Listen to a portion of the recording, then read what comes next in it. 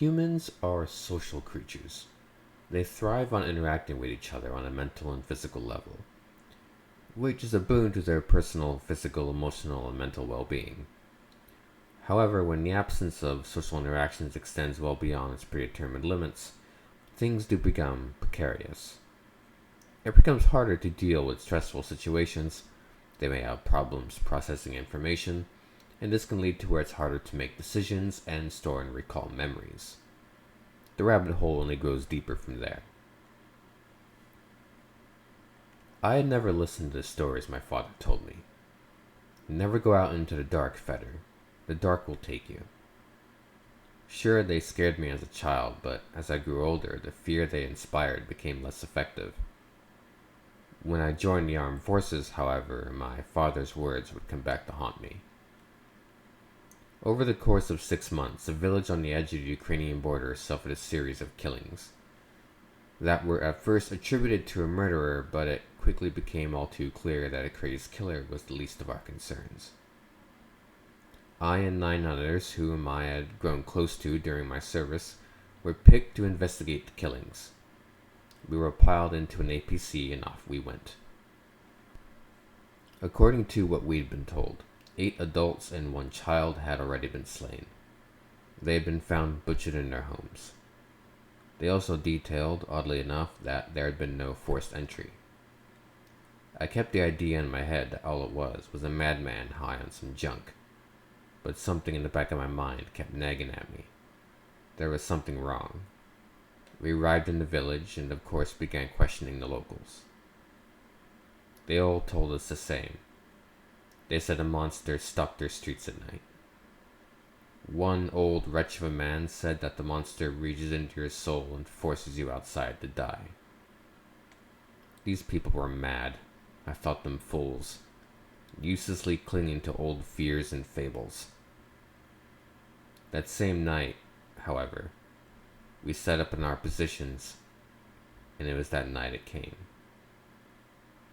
I took up a sniping position up in the clock tower.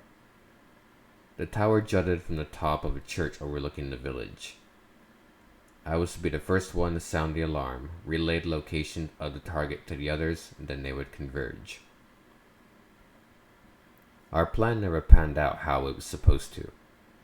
The beast struck us without warning. I heard the dying screams of my comrades as they were picked off one by one.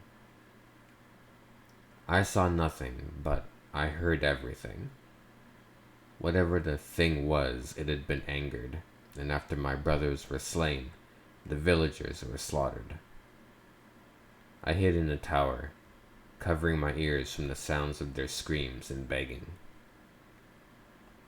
I had been trapped up here ever since, and this morning my rations ran out. There is probably food down below, but I am too scared to go. I have to radio for reinforcements, but what good will it do? The only inhabitants of this village are those who need to be buried. My only prayer is that I do not join them. My stomach aches for something to eat. My mouth waters for the food my mother made, and my heart yearns to supper with my family and friends. I wish to awaken in a warm bed and not on a cold floor under 50 pounds of field gear. Tonight I heard a child sing from the darkness. It sounded like a little boy, but I couldn't be too sure. His voice filled the darkness, and for the briefest of moments, brought me from the evil that had swallowed this place. After some careful consideration, I've decided to make a break for the APC. I will take my gear with me and make my way down to the ground floor.